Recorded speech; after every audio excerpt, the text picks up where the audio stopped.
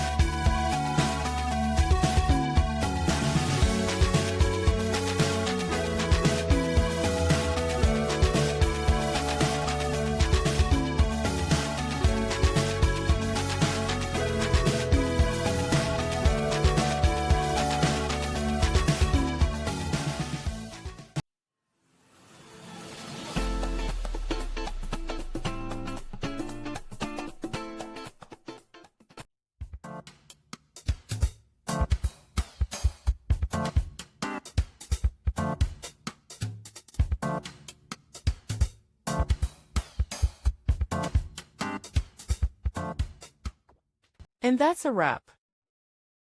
I hope you found the answer you were looking for. If you did, take a second to hit that subscribe button. It really helps out. And let me know in the comments which solution worked best for you. See you next time in the debug zone.